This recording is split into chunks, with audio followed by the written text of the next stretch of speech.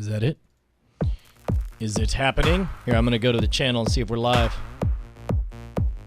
And then I'm gonna start talking like people are listening, because they probably are listening. They're probably mocking us right now, sitting there in judgment.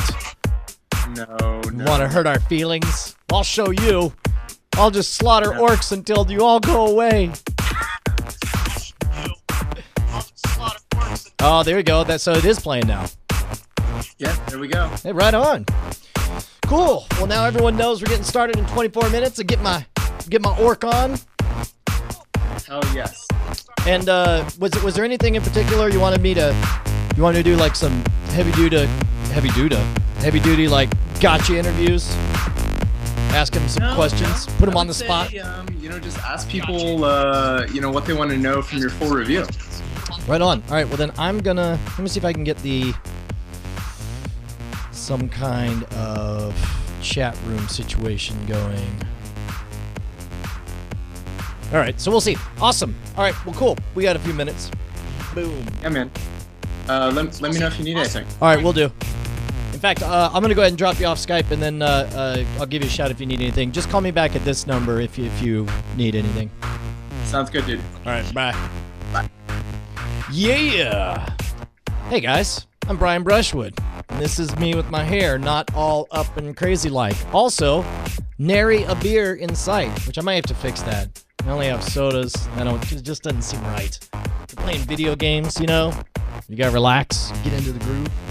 So here's what we're gonna do. We got a few minutes until it's go time. I figured we'd start up stuff a little bit earlier rather than later. Make sure that the stream is working well. If you're watching this archived, you should probably just skip 22 minutes ahead to when the actual gameplay is playing.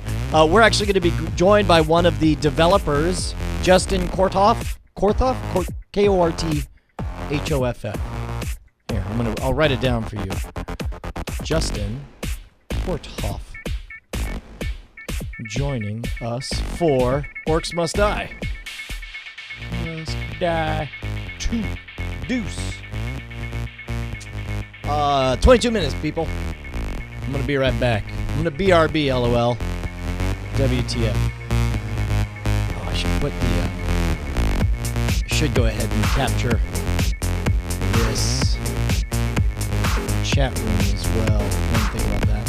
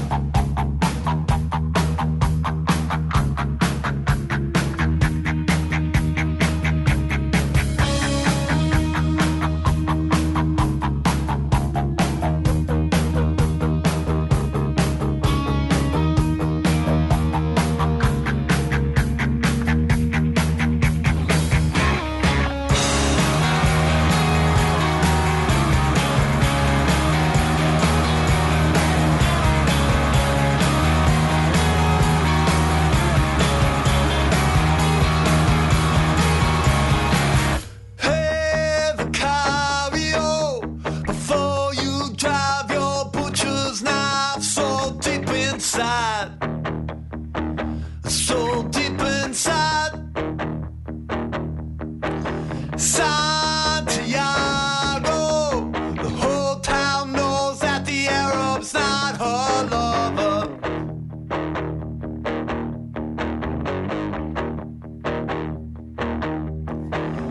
Be sure your brother knows the blood soaked through his wedding clothes.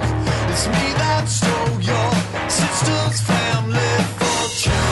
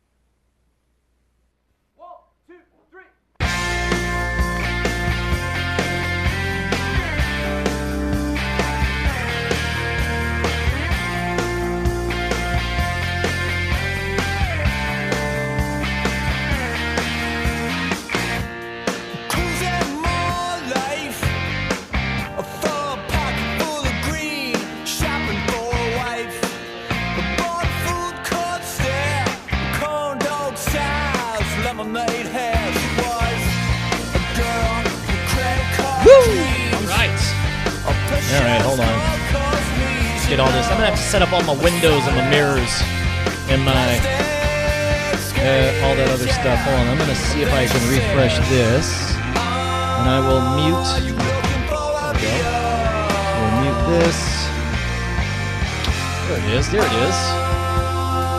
21 minutes. Yes, bro. It's a very long time. Very long time. You will have to, of course, less now. Only 15 minutes now. So we have that going for us. Oh, forgot to ask Zach Miner. 1F in Korthoff? Oh. Let me switch. Thank you, sir.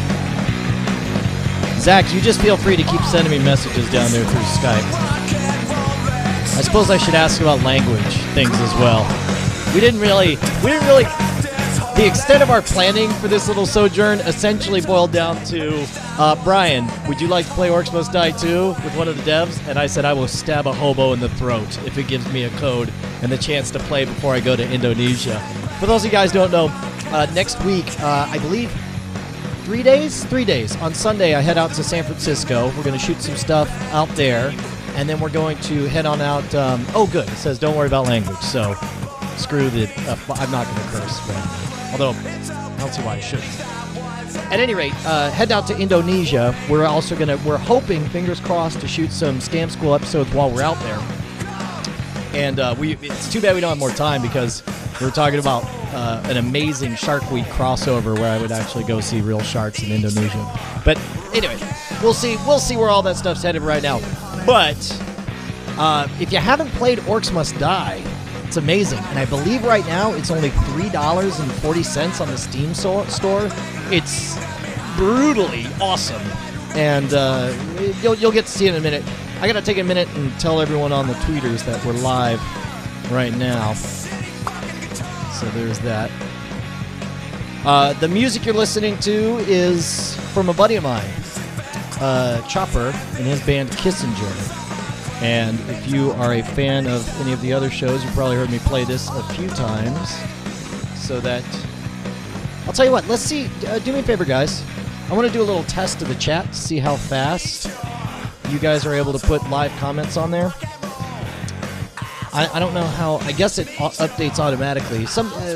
Put some comments in the chat, and let's see where this goes. I don't know if it'll happen right away or not. There is a little bit of a delay. Oh, good. This is I'm watching the delay happen. And now I've probably just told you to start posting things.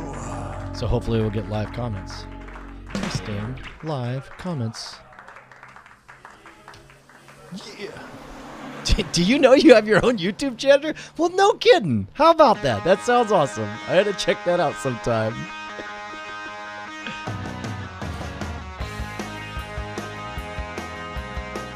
Let's get some people in here talking so I can know whether or not we're using this chat or if I should set up another one. Because, of course, I want you guys to be able to chime in as I play.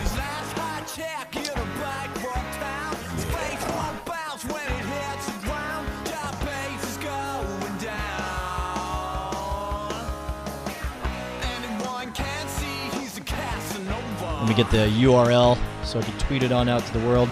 Is nobody commenting? I bet if I refresh, there'll be a bunch of comments. There must be a problem with the live comments updating. Yep, there it is. So I guess it takes...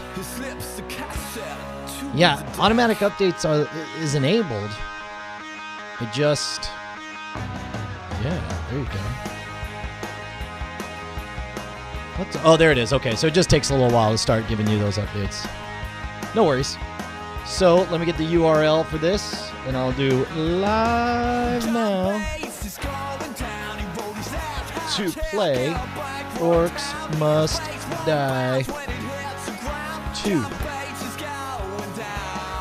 See its face melting awesomeness.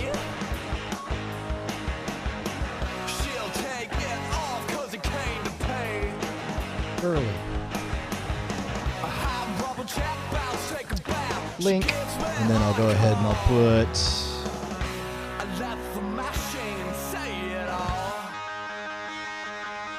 love 3 games. See its face melting awesomeness. Early copy. I'll go ahead and do that from the Scam School channel as well and post it on the Scam School page. Let's see what happens. Yeah! Wait, this is live? Hells yeah, it's live! Hey guys, I'm Brian Brushwood. Which I already said earlier, but now it's like you really know. Now you know it for fact. Search your feelings, you know it to be true. That I am Brian Brushwood, and that you're about to watch me play Orcs Must Die 2. I'm even going to put it on the Google+. Let's do this. We'll just go a little bit of this action right here. What's new? Boom, that's new. What's new? Yeah! Let's do this.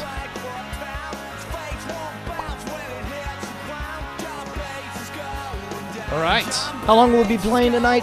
Officially, with the devs, I think it's only an hour is all he has budgeted. But between you and me, I'm gonna play all night long. And I'll keep on playing.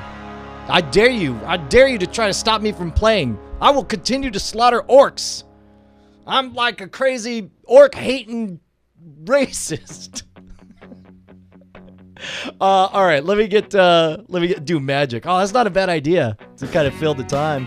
You never heard of Orcs Must Die? It's only $3.50. Let me get it loaded. I'm gonna go ahead and get loaded. Wait, that didn't sound right. I said I'm gonna get loaded. I'm gonna get it loaded right there. Wow. 14 hours. Alright, hold on. I got a problem. Let me fix all this.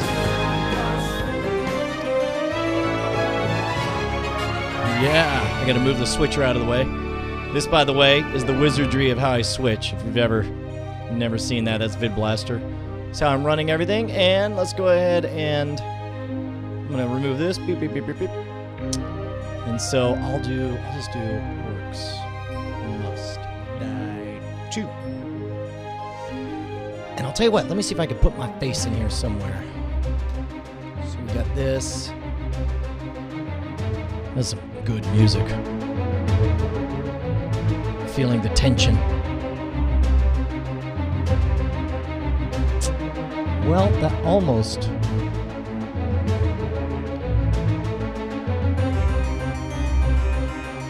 Oh no! Okay. Let me see where I can put my face. Actually, let's switch this over to camera 3. There we go. Is that weird? Does that look weird? I feel like that looks weird. I'll do this.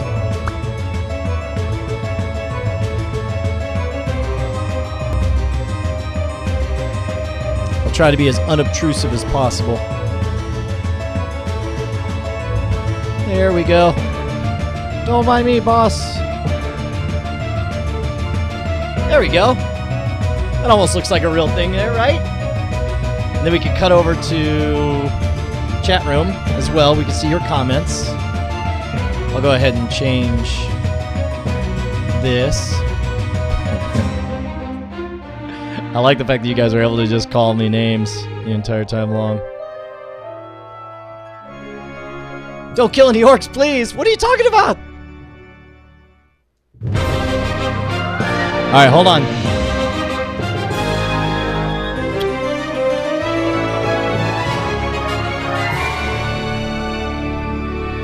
There we go. How's that?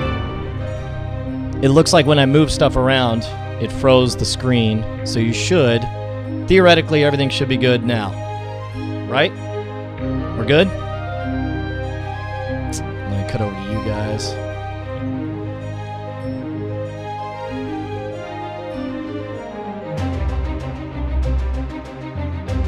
See, this is the problem, is you got that huge lag when I ask a question. Pinko, thank you, Gatawag. I could tell who are some of my friends from the other live streams that I do. I'm gonna use air quotes when I say friends. There we go. Everyone says everything's okay. I like it.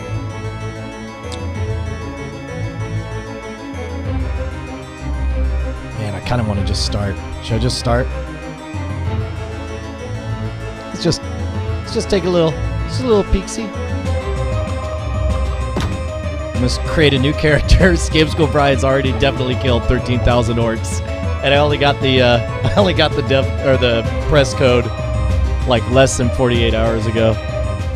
Ah! I'm gonna create the sorceress. Give me a name. Give me a name.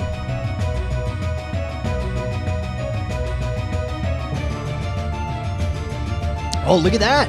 Curly from the chat is competing in the Ready Player One race for a DeLorean. I hope you win it, man. I hope you win that DeLorean. I hope you put a big old fat diamond club on there. Genevieve, Mrs. Happy Pants. Or Shannon, Hottie. What about Tara Strong? Tits McGee? It's very classy. Okay. I will do...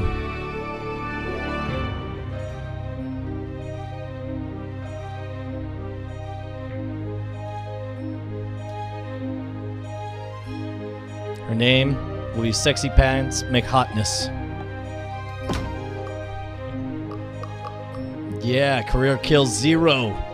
The stage is set. Call her the invisible wife. Oh, man, I'm loving how many friendlies we got in here. Look, wait. So there's that.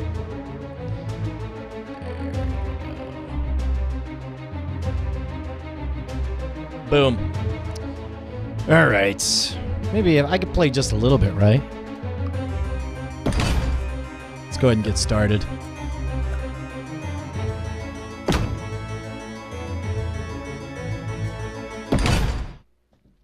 So if you haven't played Orcs Must Die before, if you're familiar with any of the tower defense types of games out there, this is a tower defense game, but the twist is you play it first-person perspective. Was this how it would end? Trapped, surrounded, my power lost. I deserved so much more. They were coming for me.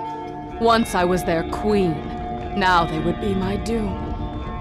Then, out of nowhere, new rift? It was different, fragile. I felt a trickle of power returning, barely there.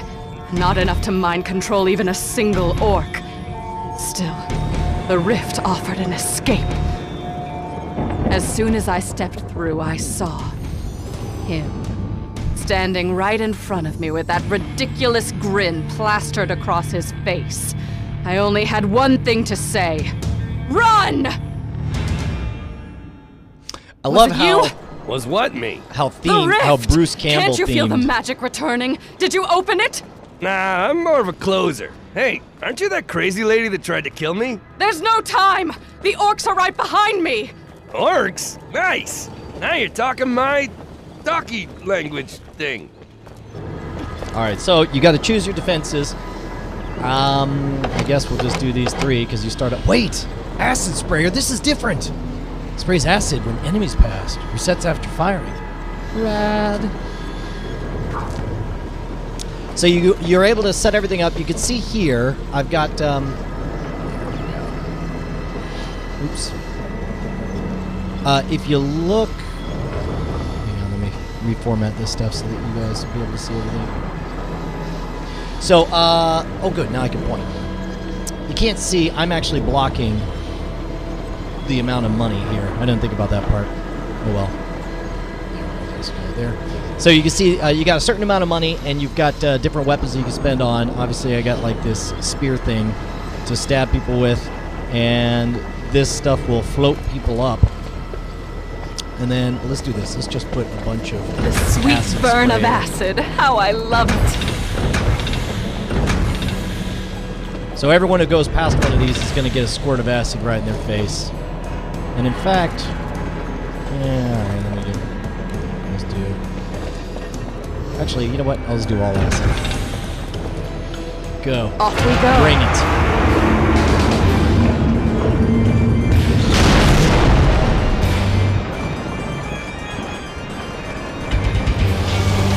So you can see here, they're getting the squirt in the face, and of course you can also.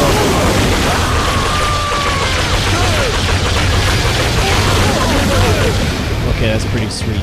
And you notice each orc that dies gives you money. You get paid per orc. Like an orc bounty.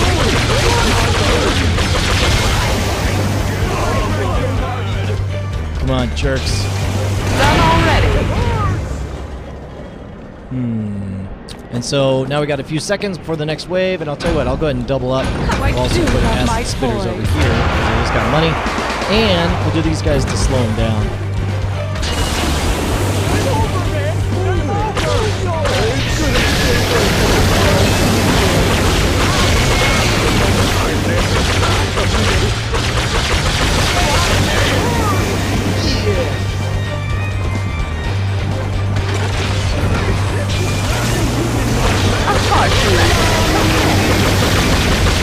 Now, while you're playing, it's 9 o'clock, and I'm supposed to call. Hold on.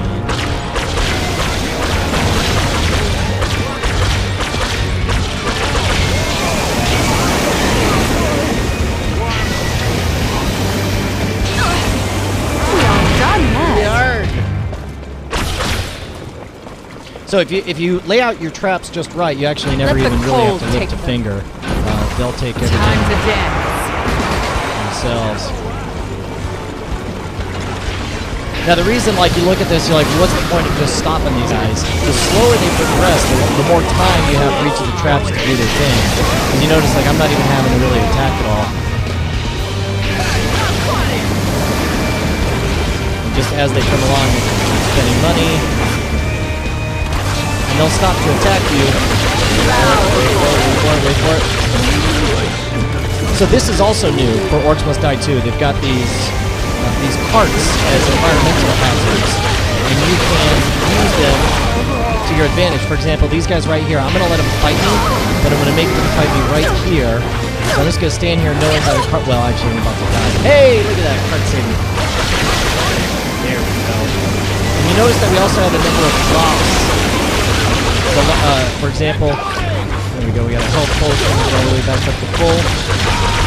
So this is interesting. I'm noticing that the sorceress, this is actually the first time I've played the sorceress at all. The sorceress appears to have less health but more mana that you can spend on. There we go. Let's do it. And of course, when you lay out your traps, when you hit one of these breaks where you have a total pause, you can take a moment, you can sell traps, or you can configure them differently. Let's begin. I actually need to give a call to our developer friend. Miss me, boys.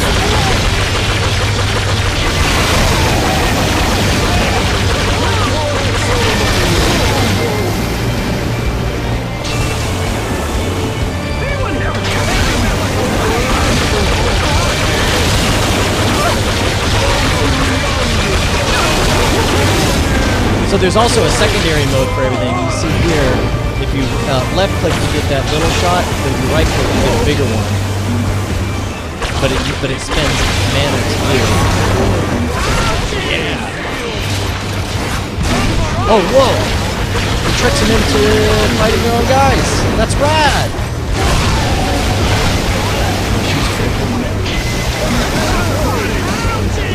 Ah, it itches.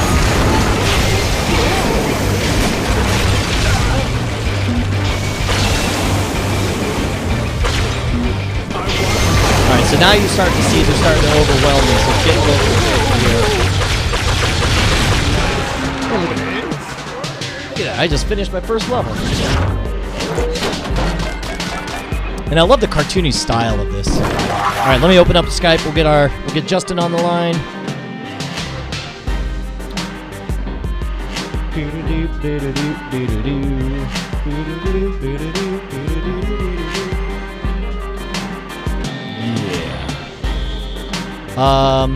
Zach Miner, could you remind me? Could you remind me of the? Oh no, I'll just look it up in Gmail. I gotta get the Skype handle in here. We'll give Justin a call.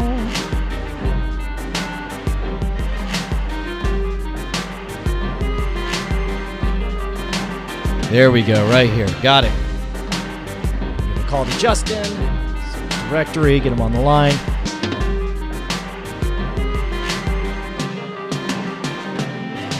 Perfect. Look at this. All right, good. This is perfect. If you guys are just joining us, hi, my name is Brian Brushwood. We're playing Orcs Must Die because Orcs Must Die 2 is amazing. There we go.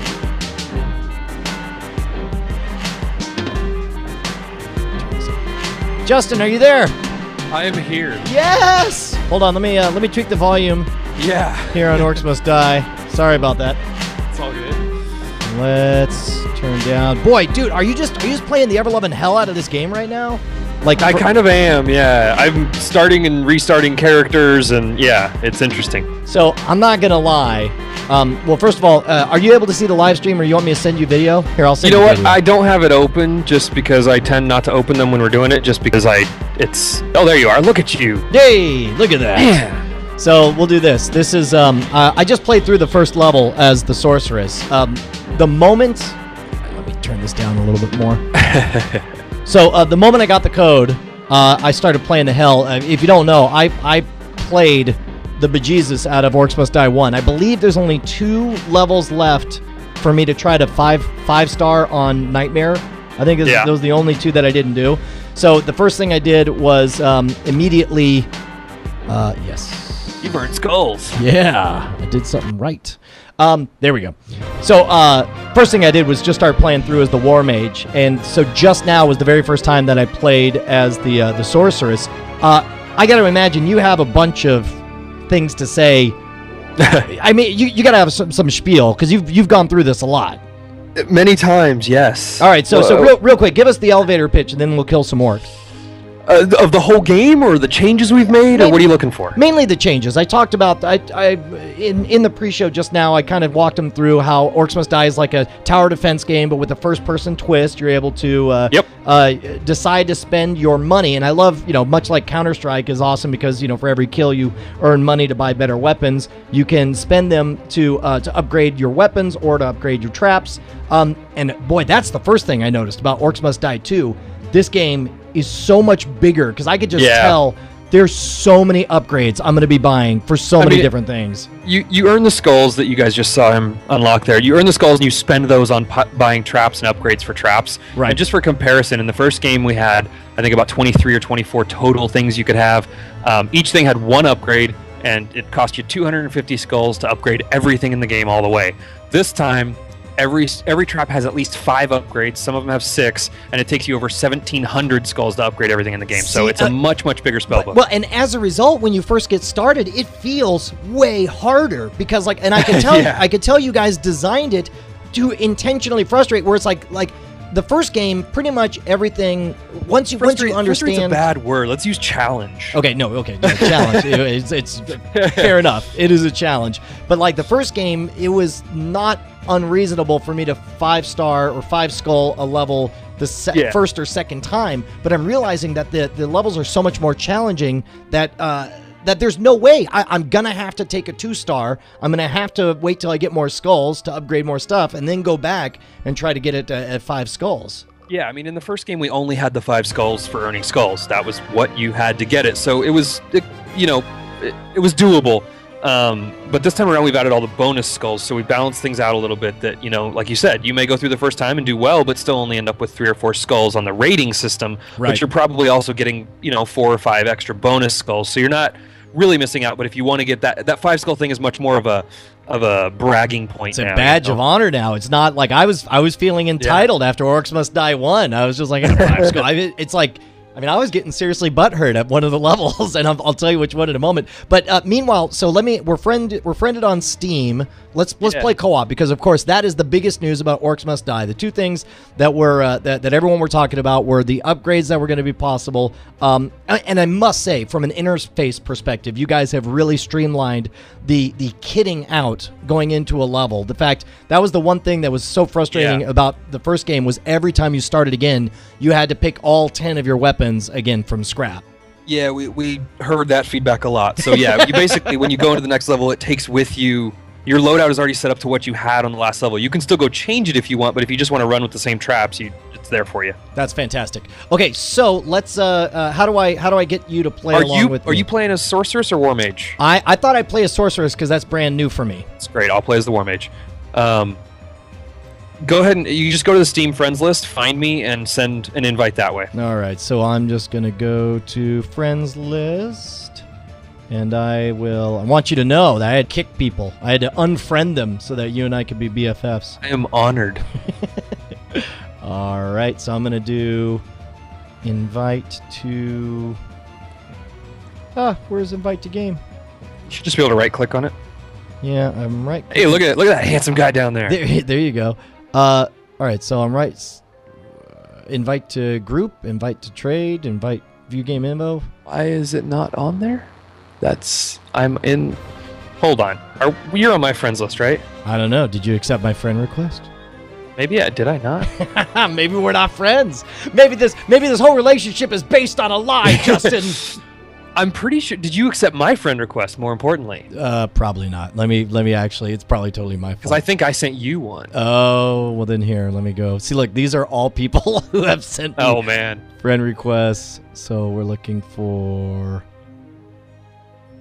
their QRS. The search. No, it says. Where are you? Okay, hold on. Look at us. There you go. See, look, we're friends. We're definitely friends. Join. It should allow you to invite. Oh, can you join my game? Let me find you. I don't even know what your actual name is on there. It's Scam that's School right. Brian. It's got the brackets at the beginning. So In it'll be- game, Orcs Must Die 2. I don't know what's going on. Let me back out and restart the game real quick, and I can do that as well. Oh, let me try it here so you don't have to shut down your stream. Okay. I don't know why it's not trying to invite me, but let's go back here. And this is in the whole world. There's only one person who cares about this, and it's me. But another thing that I really dug was, I believe once I tried to live stream playing through Orcs Must Die 1 because I just wanted everyone to see it, but I couldn't get it to run in a window. But this one, right out of the box, the windowed mode worked fantastic. And so yeah, we actually, I don't know if you can hear all that, but we did have a way to do windowed mode with a config file. It was less than ideal, but yeah, it was one of those things that, again, we heard feedback on, and the stuff that we could for the first one, we sort of forced in there with config files or whatever we could do without having to rebuild the game, and then we took a lot of that knowledge forward into the sequel. And I mean, a lot of the stuff, the massive majority of the list of things people asked for after the first one, it basically made up the feature set for this one. Oh, that's great. Well, and I'll tell you, it's how big a team is Robot? Because you guys kind of popped out of nowhere on my radar. I wasn't familiar with any of your work before then. Well, we came out at, see if you can invite me again now. We came out of Ensemble's closure. So when Ensemble was closed down after Halo Wars, we were one of the three bigger studios that came out of it, and we were about 35 or so at the time. We're up to 49 or 47 people now, but that's working on multiple projects. That's 6 or so guys on Hero Academy, a good handful on Orcs Must Die, and then other projects that we're working on. I'm gonna see. Does it matter if I'm in that menu or not? Because it wasn't. It shouldn't. You should just be able to pull me up there. Definitely wrote sex instead of 6. I've got join game, launch game, and that's it. That's all I'm seeing on there. This is strange. Yeah, no, this is good. Oh, you know what? Here, I'll just do it. Here, I got you. Wait, okay. I got you. I'm being an idiot. What? There it is. Something just happened. Being an idiot. Yes, click here to join. There we go. And now it's easy. So I guess I'm hosting. Okay, that's totally fine by me. So yeah. Hold on, we're getting. Let me see. I gotta turn off my push to talk on. Oh, that's right. Now, does it default to allowing voice chat? Yes. So I think you need to go turn off yours. Okay, so I need to turn off my voice chat. So I'll go to Options. options. There we go. Sound. Push to talk needs to be on. On. There you go. Now accept that at the bottom, You got it. and we should be good. No echo. Hey, look at that. You know what? What level did you want to play? Because I haven't unlocked them all with my War Mage. We may have to swap up because this is a technical wonder we're at tonight. I'll tell you what. It's entirely up to you. I know which levels I've really enjoyed that I found really novel. I'll tell you what. If you, I don't mind playing as War Mage. Let me leave party and then just hit the button in the bottom left that says create party, and you can invite me real easily that way. So let me do this. Okay. Because you have more unlocked that you can go into. But Yeah. Okay. So. Whatever ones you want to do. So. Well, look at that. That's way easier. Why didn't I do this to begin with? Because I'm sleep deprived and I'm. It's launch week. Okay. And, I mean, and of course, this is a very, very big week for you guys. Return to game. There you go. So waiting for you. We've been very busy this week, and I'm clearly delirious. Okay, so here, I'll tell you what. Let me, if I were to switch. So right now, I've only unlocked these 2 with this one character. Let me go back and switch to. You're going to be War Mage? Yeah, I'll go ahead and be War Mage. Switch over That my way sources. everything will be unlocked. So I'll go back. I'll do characters. So long, sexy pants, McHotness. Oh my gosh, what happened? Hold on, I got to back up here. Exit. Quit. No, here, I'll invite you. I got it. Now that I got it figured out. Yeah, hold on. I just... Create party. Now I'm going to invite you. I'm clicking buttons too fast and I quit the game because I'm awesome. There you go. Well, I just sent you an invite, so we'll be able to play. I swear this will get smoother.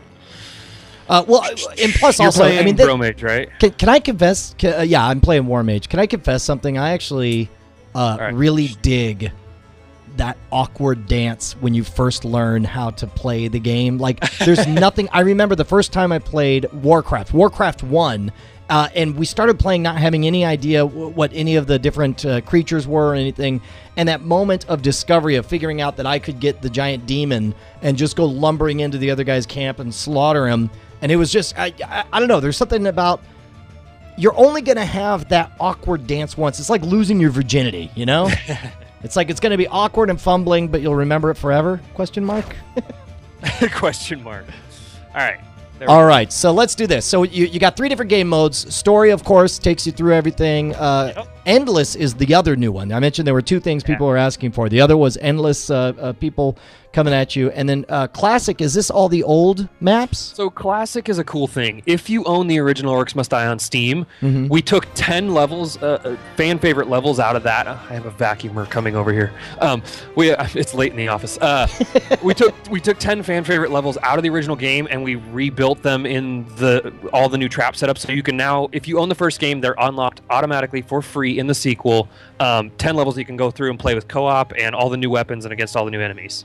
Awesome. That is awesome. Just free extra content as a thank you for owning both games. Well, and by the way, if is the Steam sale still happening? Isn't it like $3.20 for Orcs Well, the Must Steam Die sale 1? ended, but we just dropped the regular price of Orcs Must Die 1 to $9.99, and we've got it on sale this weekend only for 75% off. So the game is $2.49 right now. Oh my God, are you serious? You get the full first game and unlock 10 levels for the sequel for $2.49. Less than a Diet Coke at the airport. Screw that. Yeah. All right. Okay, so let's do this. We'll do story mode because I'm having trouble getting. We'll do this one. We'll do wind up here. Actually, you know what? Can I do crunch? I'm obsessed with. Like. I'm obsessed with five starring all of these. Yeah, let's do it. So here, we'll do this one right here. Awesome. Oh, so excited. This is a So great excited. level. Love this level. So excited. What's the plan, old man? Once enough rifts have opened, magic will fully return Now to this our is- world. I will continue to construct fortresses, but the orc mob will be drawn to any new rifts.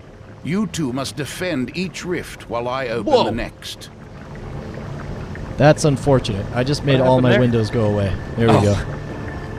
That was my fault. I was trying to move this CPU meter out of the way. So this is different. I didn't realize that you have less tools available when you go co-op.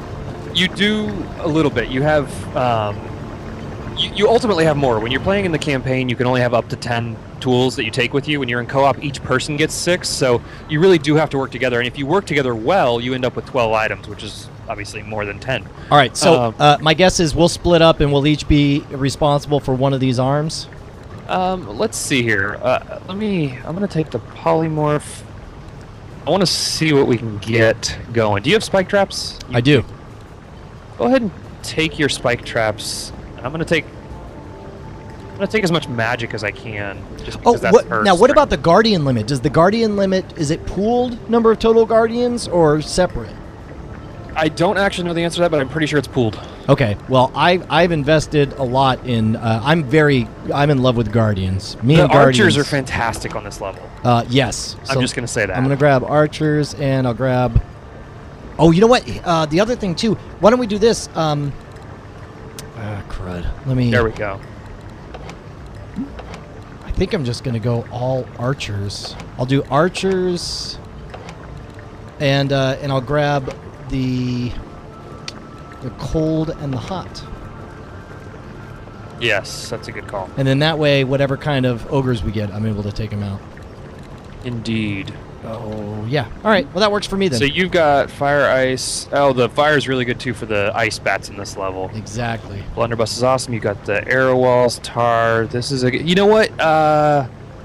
If you have something else you want to bring instead of tar, swap it out because I've got the ice vent and it slows guys down and freezes them where they take 2x damage. So they kind of do similar things. Okay.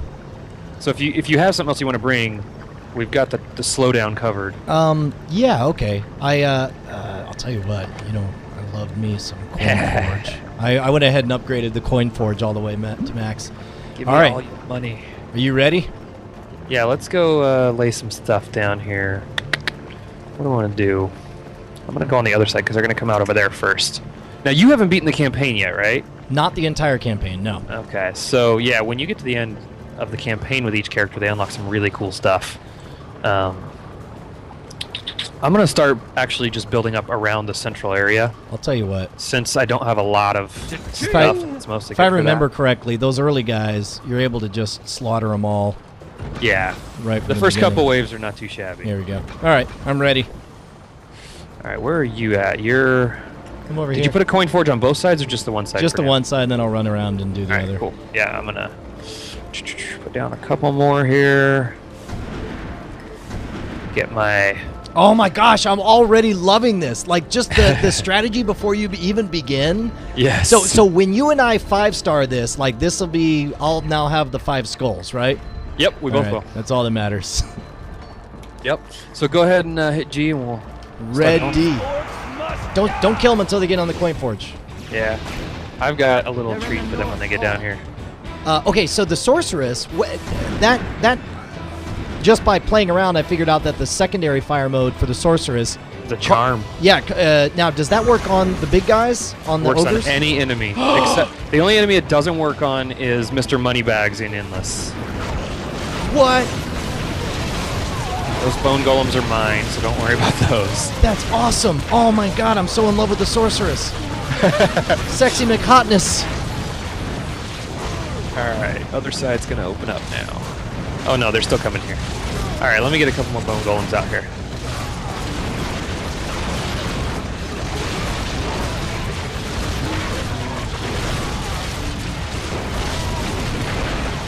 Now, does it, when you play co-op, does it affect the number of enemies that it throws at you? Yeah, the number and the difficulty. We ramp it up so that you are getting a harder experience. You still have to work for it. I am so excited to play this with other people now. I'm going to have to wipe my entire Steam list so that I can start over with new friends from scratch. Holy cow, yeah, you already have a troll. Oh, let me get him. There, he's charmed. Now he'll fight for us. Oh, yeah, right on. Although, he's the only one left alive, so that's kind of pointless. The trolls are tough because they have a regen on them. They're constantly regenerating health. And they can be quite a pain to kill. Yeah, sure. All right, here, I'm going to lay a bunch of coin forges all over this business. Party starting, and you're all invited. Here, might as well just do it right here. They're in the South Hall. Let's do this.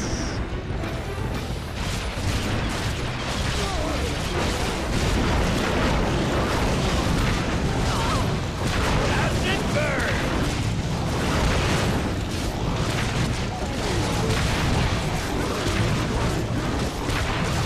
So, to total noobs out there watching, Yeah. just to bring everyone up to speed, the different things I've selected.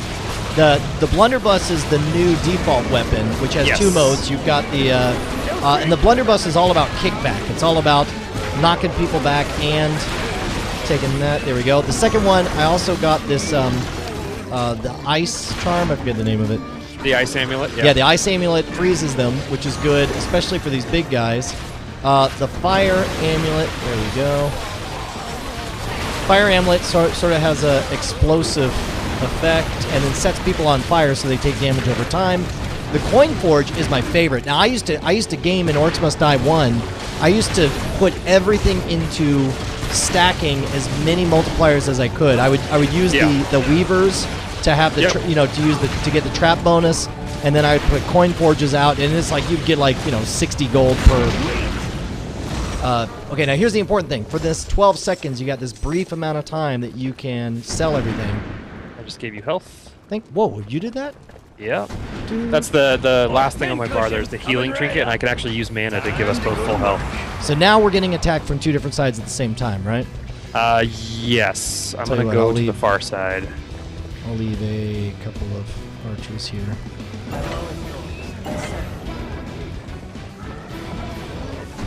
You've got archers, right? Yeah. Yeah, I you did. just I just dropped a couple of them. So in this when case, you have a chance, put some on the central area, yes. and they are awesome out there. Yeah, that's the other thing is you start thinking in terms of logistics, and you think in terms of where can I double use? Oh! Oh! So I'm gonna check in on the other side. All right. These guys are clear. Yeah. So in that case, I just triggered one of the environmental deceits. Wait! No! No! Leave me alone! Oh, here comes an Earth Lord. Okay. No! Take off, eh? Thank you. It's so much better to have another person there.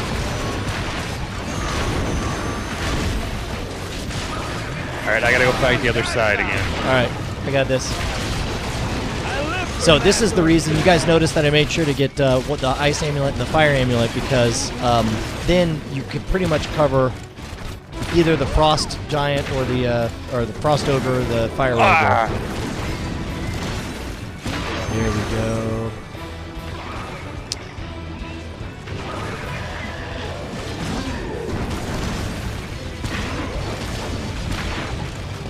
No!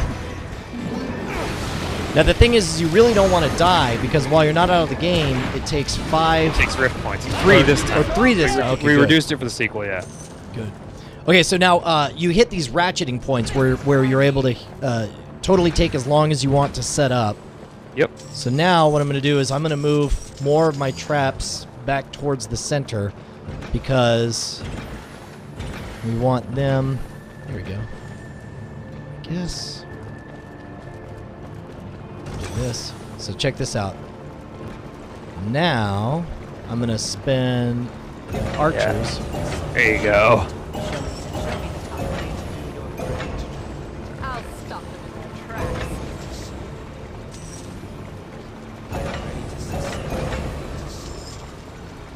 All right, and so I'm going to see, I think I left some traps over here from before. Yeah.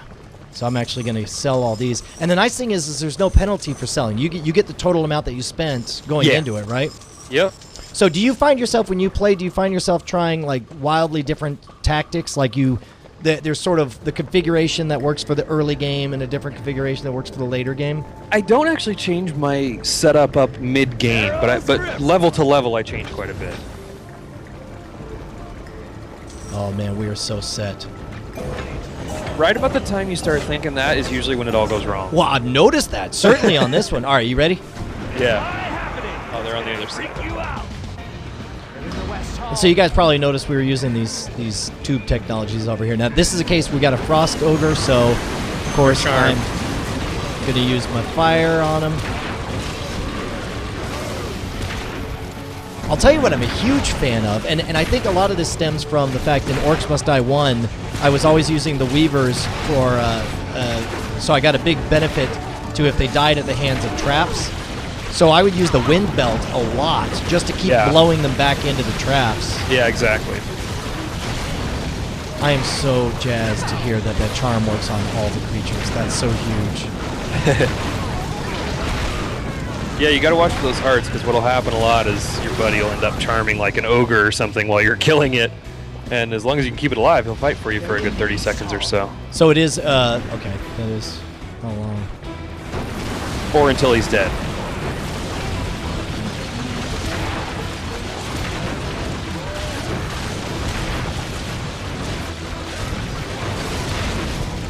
I'm just gonna keep laying coin forges everywhere. Are you able to sell my items during the break? No. Okay, so that would be that would be the ultimate troll, right? Like, yeah, right. Sell all your stuff. Now, that's interesting. Is that something you guys had to really think about? Was your ability to deal with because I know like that's why Team Fortress 2 doesn't have any kind of version of the hunted. They had to come up with the payload escort instead with the bombs on tracks, because the hunted was my favorite mode from Team Fortress 1, but they couldn't figure out a version that was as troll-proof. Yeah. Oh, you got guys back here. Both sides now. Ugh.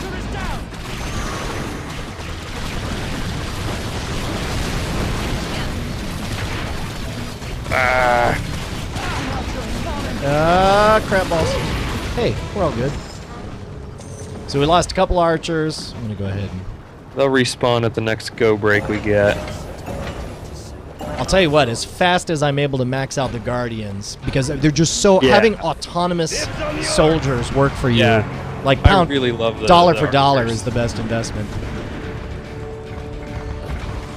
So these guys, I thought this was a really neat twist with the Earth Lords. The fact that they're like fractals, you know, they keep... There you go. So you beat one, and then it becomes 2 Earth Elementals.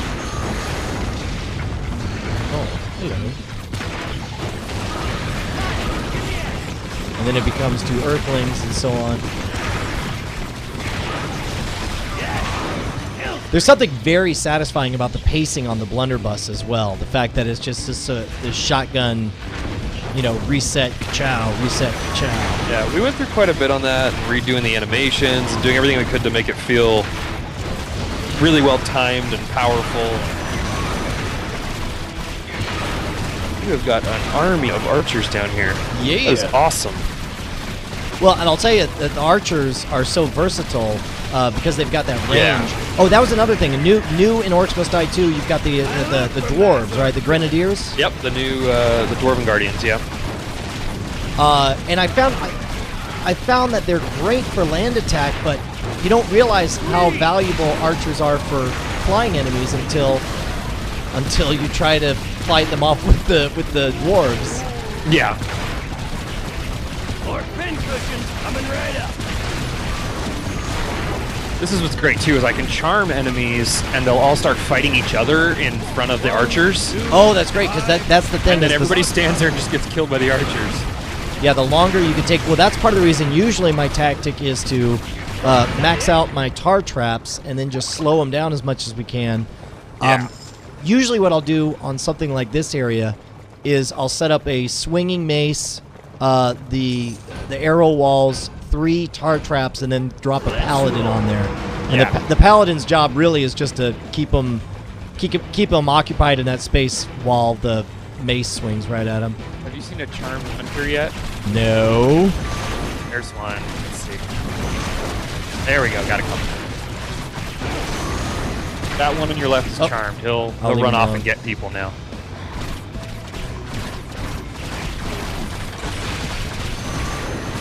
They're in the east hall. Ah. An archer is down. An archer is down. Uh-oh. It's alright. We got this dead.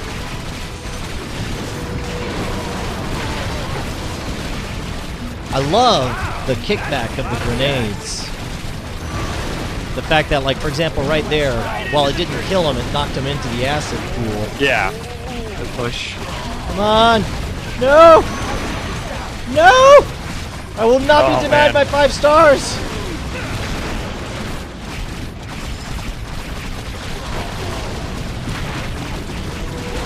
Yes.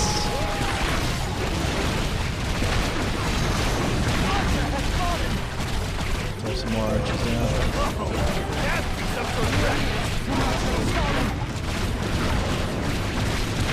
Oh, No! man. No! Oh, nice save.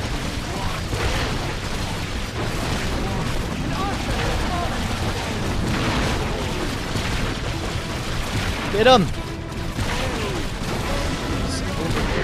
Holy crap. Okay, they respawned, so that's good. So Okay, we need good, to so we're out slow of break. guys down more up here. Oh my god, that was a close one! Yeah. All right, let me. I'll tell you what. Let me kick it out to the folks in the chat room. Go ahead and post your questions for Justin. If you guys played the original, or if you're just curious. There we go. All right.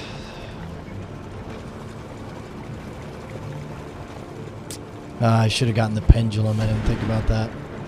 Yeah, there's only a couple spots to use it on this level, but if you do stack there, it works well. Yeah. All right, so I am at the max of Guardians. I'll tell you what, I am going to move these guys over to here. All right. And I guess really, I might as well just throw down some... Oh, no, wait, here we go. I got plenty of... Throw up some arrow walls.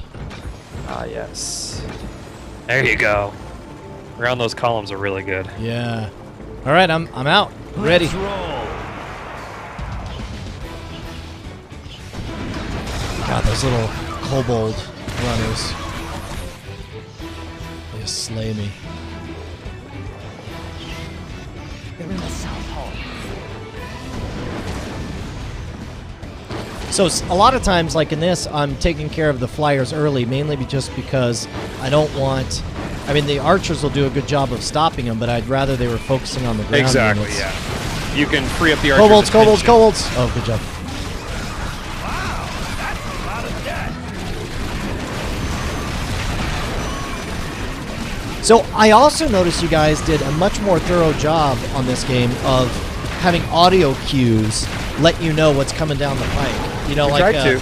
I love like you hear that moan that lets you know that there's an Earth Lord coming, or you know, and you got those little cues like, you know, stuff like a paladin is down, an archer's down. All of that stuff really registers on a subconscious level.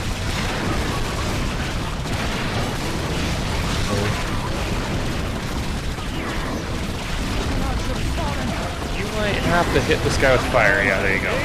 So what did it take to, I would imagine with two different play styles between the War Mage and the Sorceress, it seems like there'd be a lot of play balancing issues that you guys would have to work out. Not a ton. I mean, you know, honestly, given that a lot of these guys have the RTS background they have, balance is something that they're very used to doing and very experienced in. And so we've got some really, really good balance guys who've just spent a lot of time crunching numbers and spreadsheets to make it all work out. Yeah, I mean, I guess you guys would essentially, to decide if things are equal, you would have essentially the amount of damage per second times how long an effect lasts, and I mean, I would imagine there's a lot of... Well, and that's the thing, is none of it's really like a one-to-one equal, you know? It's Right. they're all asynchronous in their own way. So it's, a lot of it is just feel. It's going through and playing it, adjusting numbers, going, no, that still feels too powerful, or I can beat this level with just this trap, that's a problem. Right. And you just sort of feel it out, honestly. Okay, a couple of questions. Can the War Mage use anything other than a gun? Same for the Sorceress? Yeah. Yeah, I mean, of course, you'll notice that, you know, you got the Ice Amulet. I mean, you don't have to use the gun at all if you don't want to. And I noticed that you guys, I haven't purchased them yet, but I noticed that the crossbow is still available. And the crossbow's back. We've got the Dwarven Warhammer back, which before was actually just cosmetic. Now it's actually its own weapon with a really, really awesome alternate fire on it. So yeah, there's a little handful of weapons that can be used between the characters. And each of them, I assume, appeals to a different play style. I mean, I think that's one of the things I really like about the blunderbuss is just the visceral nature of kicking people back, and the alternate fire with the grenade, flipping bodies we tried to give each weapon sort of its own little special feel. Like the crossbow is the only weapon you can do headshots with. And yeah, I noticed that, and I keep wanting to aim at heads, forgetting that it doesn't really seem to matter.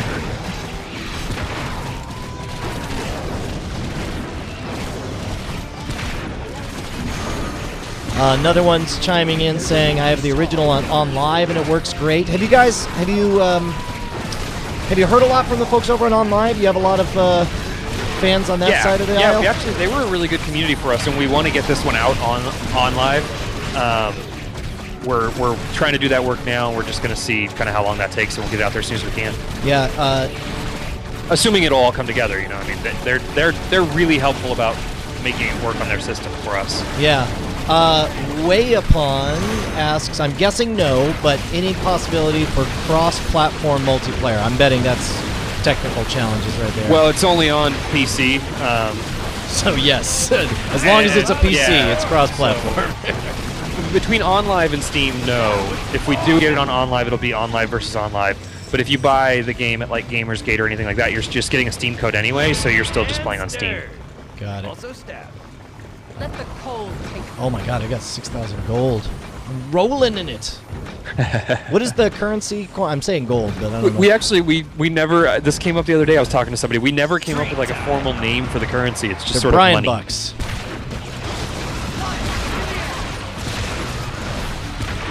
Kill streak.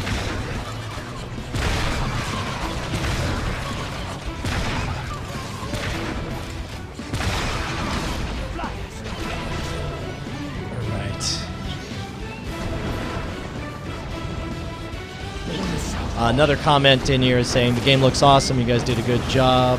We will all enjoy. Thank you. Which, I mean, you guys have to be. This is such a weird time because it's crunch for you guys, obviously, and you guys are hustling big time to do live streams like this and to get the word out. Do you find? How has the publicity blitz gone? Do you find that a lot of people are hit to Orcs Must Die 1, or? Whoa! Ah! What? Runners got in, I think. Yeah, one of the runners got in. No! There's another one. Sorry. No! These hunters are just. No! The runners are the worst. They really are. Well, that's the reason I like tar traps so much, is because at least it slows them down long enough for the archers. I should have been getting them. I don't know why. Game. Whoa. Ah, we're gonna lose a few here. No. Yeah. Yeah. Well, it's actually weirdly, it's good to know that it's challenging even with 2 players. Yeah, we did ratchet it up, so it is not a cakewalk just because you have 2 players in the game.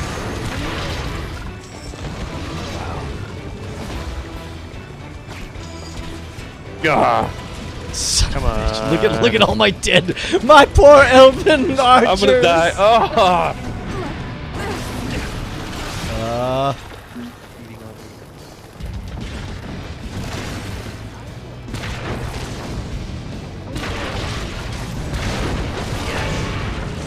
Oh my gosh. All right, so we hit a hard break. Everyone's back up. I guess we'll win, but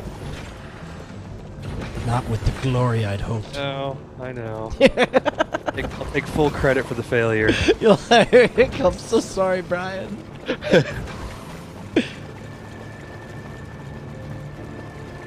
So now I think it's funny when you go through a lot of these levels, you sort of try to figure out what is it that the devs are trying to tell you with this level, you know? Because I feel like they sort of tell you, or at least set up opportunities with like, it's like they want me to put the archers over here. Yeah, I mean, we try to give people as many opportunities to play how they tend to play. I mean, we've got people in the office who stack way back by the rift on levels. We've got people who stack way up by the doors on levels. So we try to just create whatever way you like to play. We try to give you the opportunities to do that. Yeah. So. I'm going to remove these coin forges. I don't know if you have any cash left. I don't. All right. I'm fine. Nobody needs cash anyway.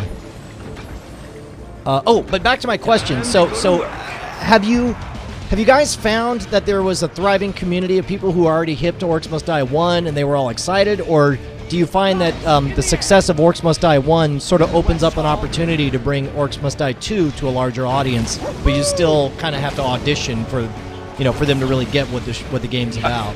Yeah, it's definitely the latter. I mean, we have a very good community on the first game. It did good. It did well. For English there. The game did well, and we have a really active, passionate, really hardcore community that digs in on doing the combo kills.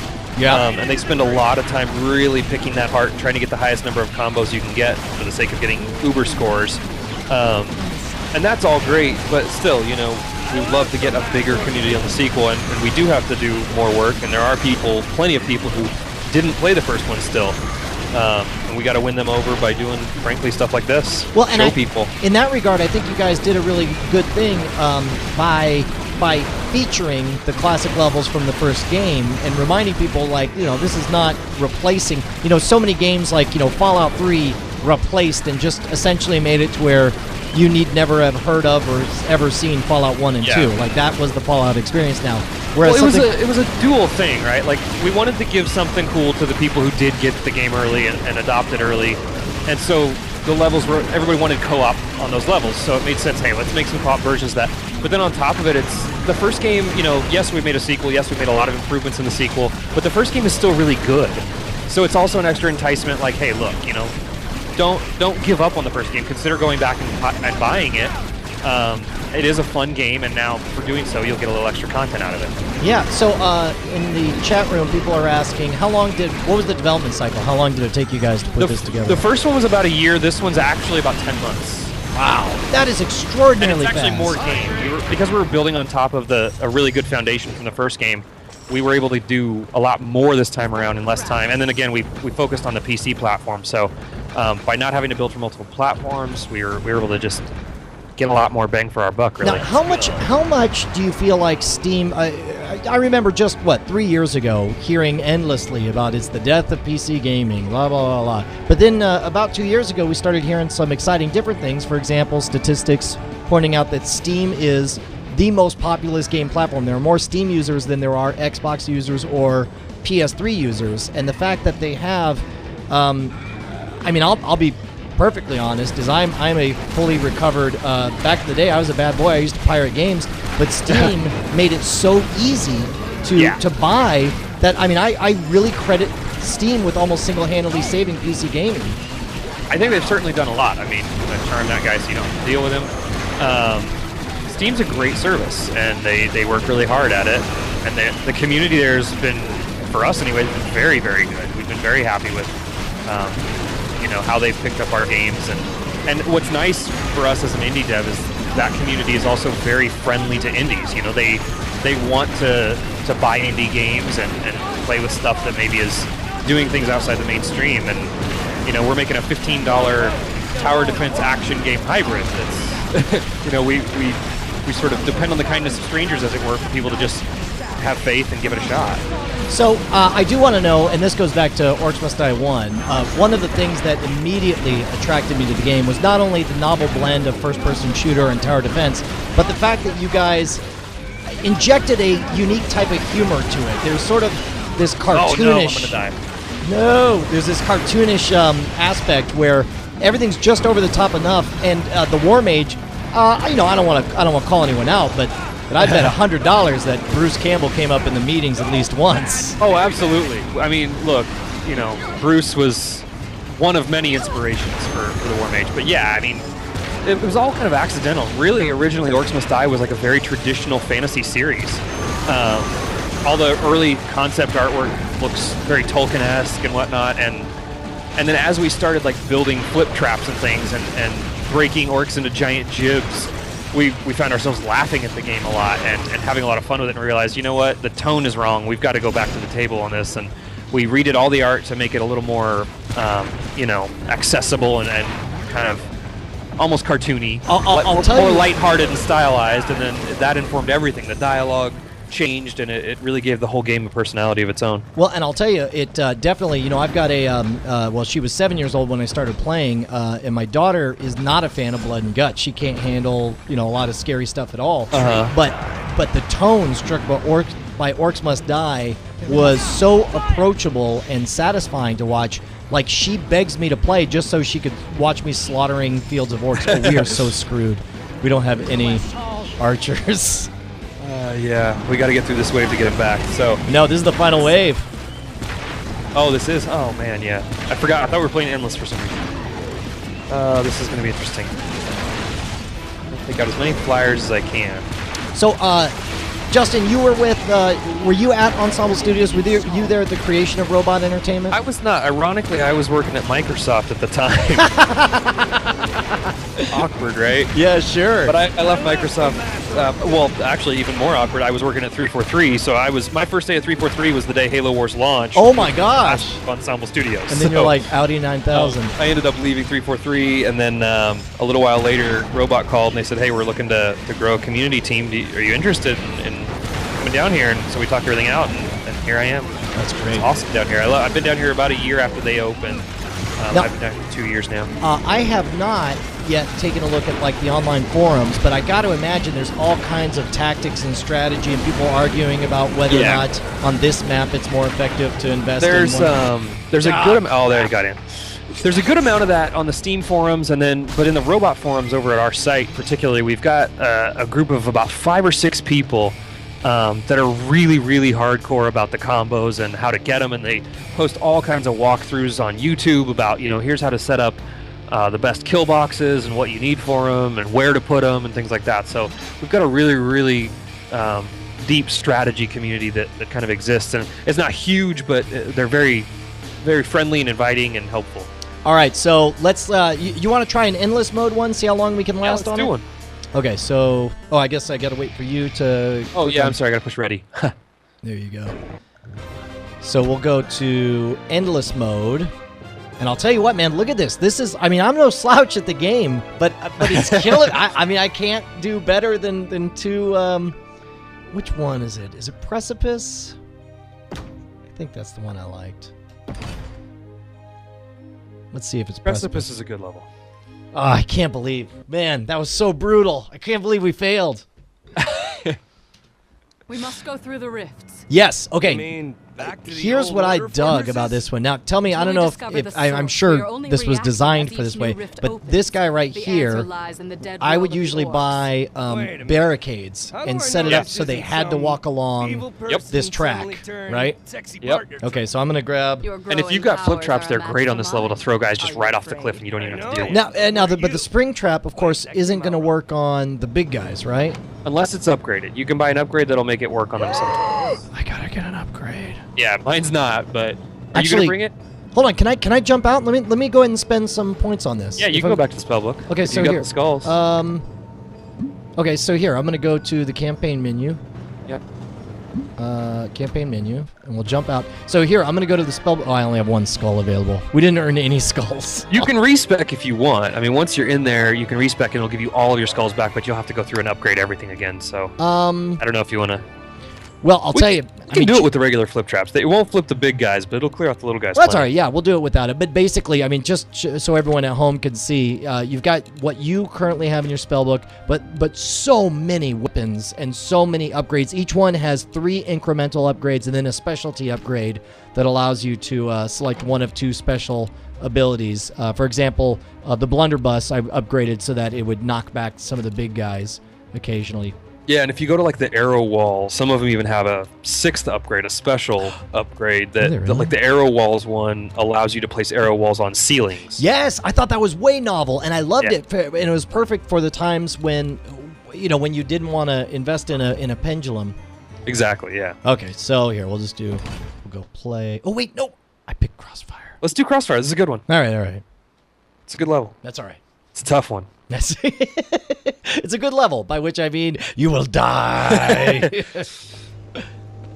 All right, so So this one you've got. Oh no, wait, this is a different one. I've never played this one. This is a good one. There's 2 doors up in front of us. There's 2 paths, and there's 2 rifts in the back. I'm gonna grab barricades so I can block off the path, and there's a bridge over the top that you can send them from one side to the other. All right, so you only have to fight them over real there. quick, when I'm looking at this kind of mesh right here, is that unbuildable? Can I not build on that? No, you should be able to. It's just art, Okay, all right. So just for looks. then I'm gonna get pendulums. Yes. I'll get tar and. Ooh, I'm gonna bring the polymorph this time. You know what? I'm just gonna go all trap-tacular. I'm only gonna rock the blunderbuss and maybe the wind belt. I'll do the wind belt and the blunderbuss. Bring barricades. I'll go. Okay, then I'll go tar, arrow wall, pendulum, swinging mace, and barricades, and that's it. Wait, then that means I have no guardians. Do you That's have alright. You don't need them. Really? Well, the I'll do dwarves the- can be good on this level. Yeah. I guess I'll lose the wind belt then. Yeah.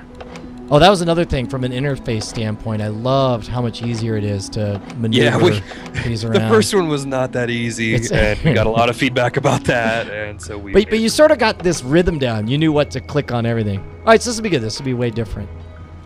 Yeah. So grab your barric. Where are you at now? I'm Are on you, the opposite can you see me? side. Where are you? Yeah, you're right there. I'm across. Hey, here's me. Why do I not see you? Because we keep going. There you are. Ah. Oh yeah. All right. So yeah, block off. You can see where my trap is if you turn around. Yep. Or there. Block off that little walkway, and it'll force them up those stairs. Ooh, good call. And then they'll all be forced over onto this side of the level. I love the fact And that I then- can now see and you're able to gesture with the. Yeah. When you have money, you'll want to put another row back here. Don't waste it up front, but like when sappers start coming Sure. and stuff, these barricades will take some damage. So eventually you'll want 2 rows just for an extra layer. Wow, I'm all But spent. now everybody will get pushed over to this side. Okay. Well, I'm out of money. Those 3. That's it. I'm gonna get it started here. And I'm gonna do that and this and okay. Cool. I'm ready to go, so whenever you're set, press go. Ready. So one thing I've noticed that you could do with the grenade on the blunderbuss is strategically hit the side of guys so that it flings their bodies a particular direction. Like trying to whip them out into the lava or acid or whatever. Yes. True. Yeah, there we go.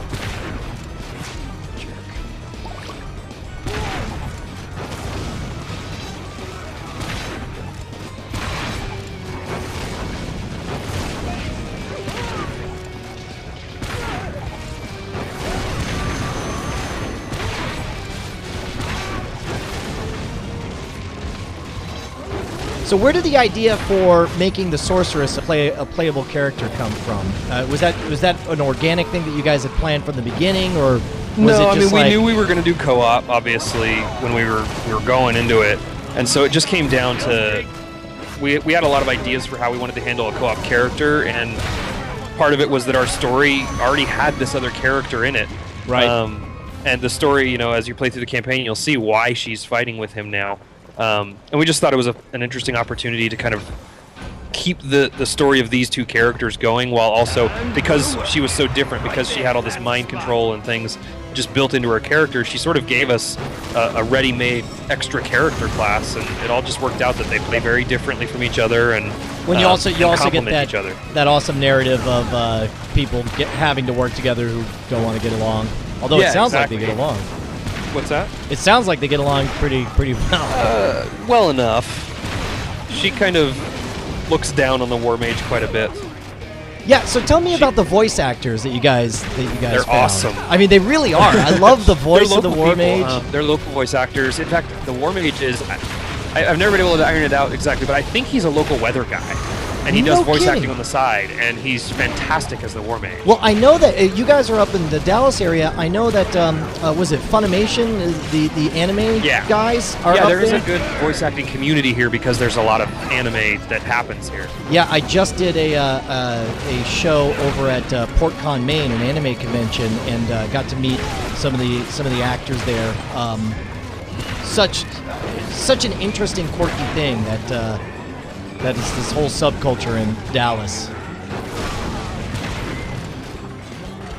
Oh no! Oh crikey! What's up? What's up? You need Oh, help? well, I used my polymorph ring to turn a guy into a frost ogre, and that was not a good idea. Oh no! So now you do not get to decide.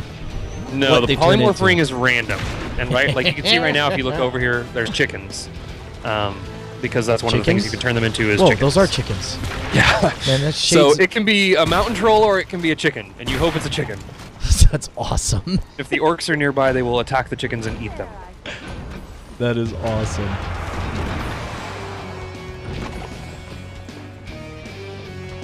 I'm so infatuated with this idea that the War Mage is actually a weatherman. I'm so gonna have to. We lucked out. We've got some really, really good voice actors. Even the sorceress is really good. The old guy from the first one's really good. Yeah, and so and by the way, I loved the idea. I mean, that couldn't have been set up from the beginning that the old guy wasn't actually dead. No. Yeah. Spoilers, by the way. Yeah, sorry. Well, spoilers for the first 3 seconds of each game. Yeah.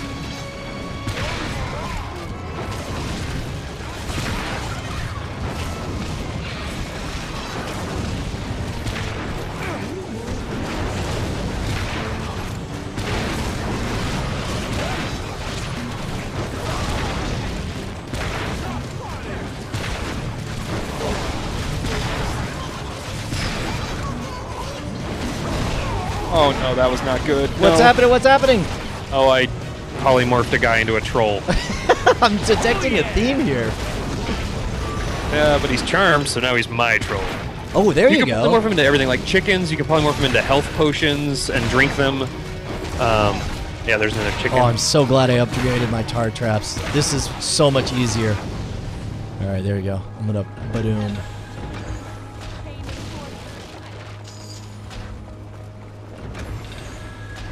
Let's see if we can't get some combos going here.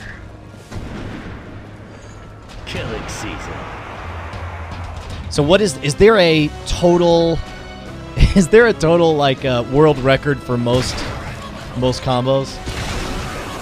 In the first game, the record right now is an X15 combo. The guys on our forums did that. They worked very, very hard on that one. So this is something like they set out with this goal at the very beginning to set up this crazy Rube Goldberg situation. Absolutely. I mean, they go into our forums and they do all these theory crafting threads about, okay, well, what will we need to add to this setup and this kind of kill box to make it work out? They're very into it, and it's awesome. I'll tell you what, man, it's so satisfying when you set up just these death shoots. Like they're just cows to the slaughter, coming in and getting ground to pieces.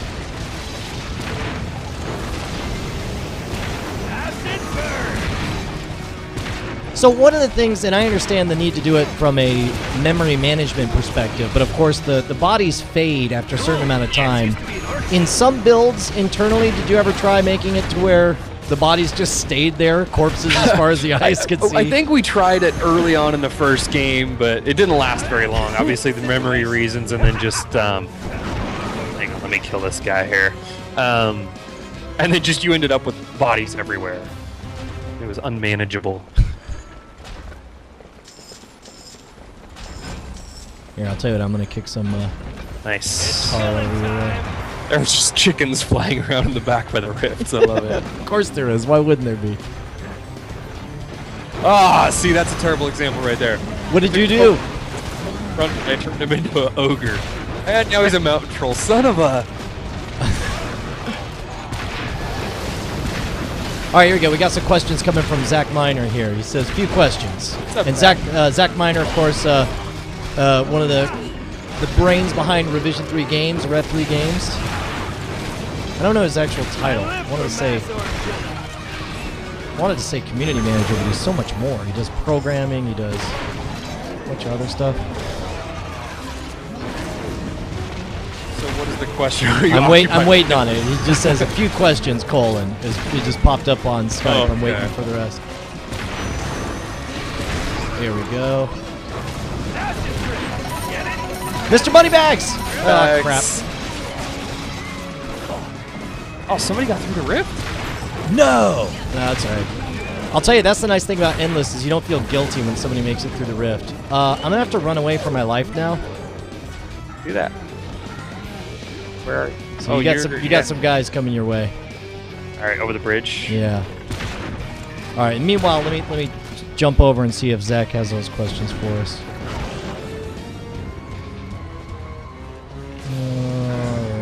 Moneybags. What do you have? Do you have anything you can hit him with? Yeah, sure. Oh no, I didn't get the ice. There he goes. Now this guy. All right, here we go. How many bad guys can be rendered on screen at once? I don't know what the number is. I think we were just under 100 in the first game. I think we managed to get over that this time because we were able to do PC only build. And then the other question is, why isn't it multi-platform? Or is there... I would imagine that part of it is, mouse and keyboard is so ingrained, built in to the PC experience. Have you guys tried playing it with the gamepad? Yeah, I mean, we built the original for Xbox, so we had gamepad controls, and this time around, the gamepad actually will work on the PC version. Right now, at launch, it's going to work just in the gameplay section, so you still need the mouse to get through the menus and such, but when you're in-game, it'll work. But the biggest reason we're single-platform is just, like I said before, the community over on Xbox was great, but they were just really small. Yeah. So we went where we had the big community. Wow, that's amazing, too. When just 3-4 years ago, you would not be hearing that kind of assessment about... no, you really wouldn't, I don't think. And it is great. It's sort of I've been saying this for years. As the Xbox gets more and more technologically out of date, it's what 5-6 generations behind now. It just seems like you're going to get more and more high-end boutique gamers taking advantage of. Trolls are about to get in. I don't know if you have anything you can. Oh yeah, I do. Wait. Oh, he stopped to fight a chicken and he got in. Ah! He got in? One of them did. Oh, he turned into another troll. That stinks. Let me get over. I'll let these two have it out. Chicken.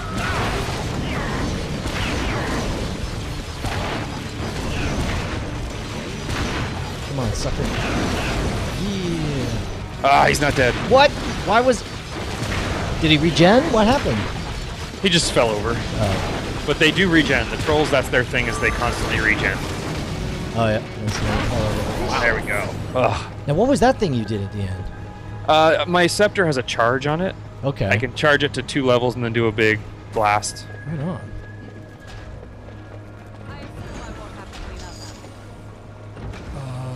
Yeah, I don't have any money to spend, unfortunately. Oh, you don't? Yeah. I'll have to get through some levels here. All right, so how about this? Another question is, was it hard to balance the classic levels for co-op? Because obviously they were designed for a single-player experience.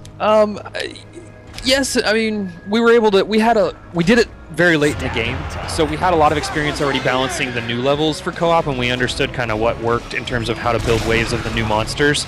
So there was work involved, but we were already a leg up by the time we started it, so I wouldn't say it was hard, but it was work. So what was there anything that was, and you know, I can understand if you guys don't want to answer this, but was there anything that you guys had hoped to be able to put in and just realized it was too problematic? I just got blown up.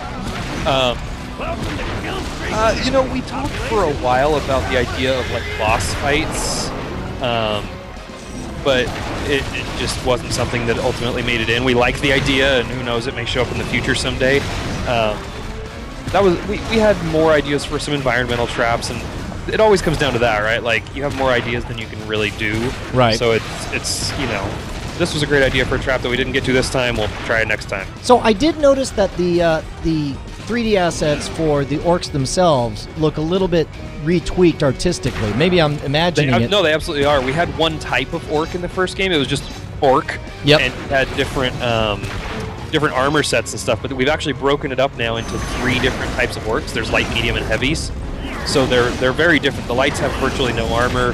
The mediums have some armor. The mediums are closest to the orcs from the last game, and then we've got the heavies now, which are very brutal. They have a lot of hit points, and they a couple of chickens up here. There we go. And they have all their armor on them. So Here, I'm gonna put a pendulum. Killing season. yeah, you can stay over here and fight too if you want, because Oh, I they're all guess gonna so. Yeah, they're all gonna get here eventually. hunters. Yeah, that's probably more effective. So what is the longest anyone's gone on one of these endless levels? I think the longest we've seen internally, legitimately, is 65, 68. Holy cow, really? Yeah. That's amazing.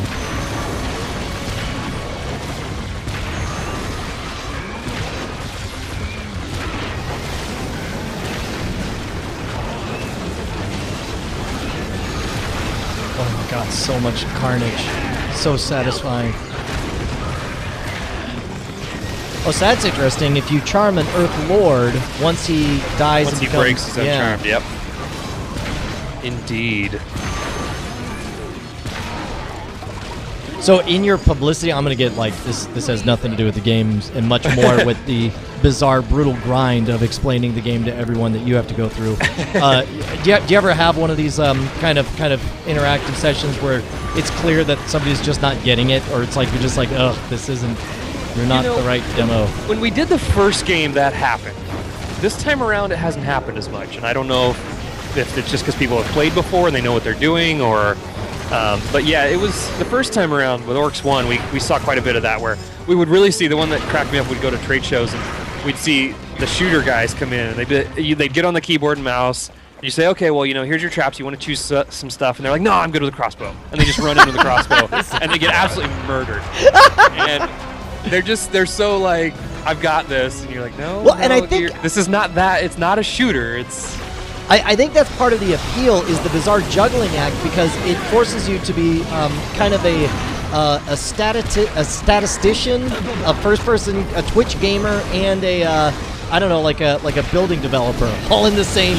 You know, it's like you've got a budget to deal with. You want to get maximum damage over time, and also you got to get headshots as often as you can.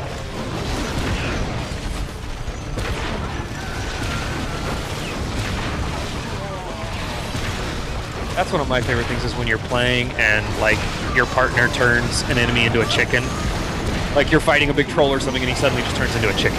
Well, and I think very satisfying. It seems like, from what I'm hearing, especially, maybe it's just the addition of the sorceress's talents, but there's a lot more kind of random roll of the dice, you know, like to provide these interesting situations where it's like on balance.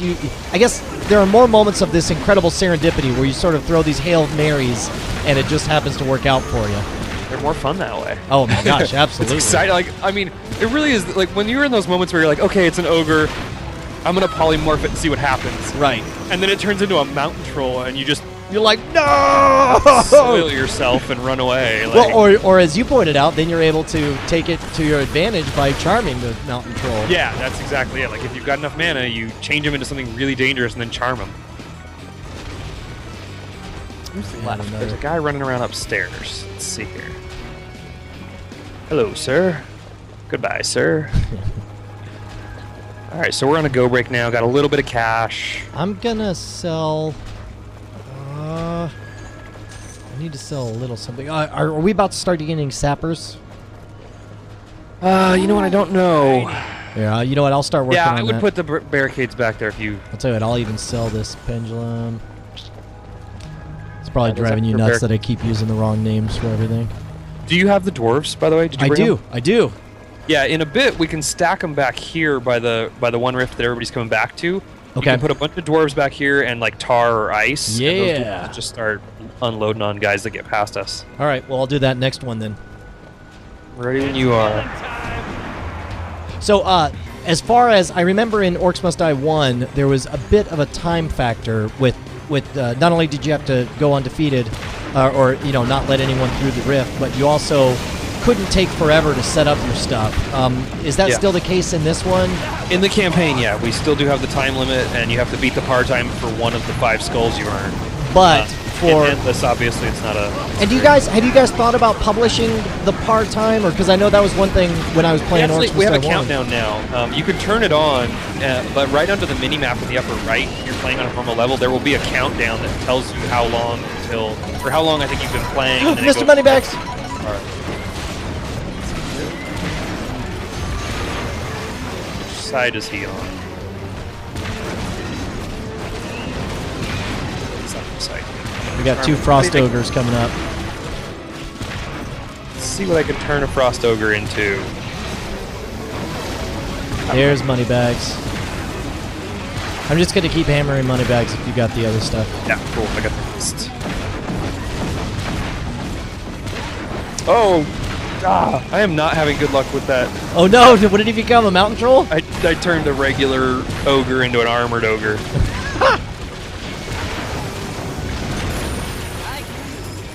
Yeah, and I guess also stuff like having your battle tactic include planning on getting good drops from time to time. Yay, chicken! All right, so I'm gonna start firing up. Let's get some dwarves. You want the dwarves right in front of the rift? Yeah, basically. And then we'll fill this area with tile and tar and ice.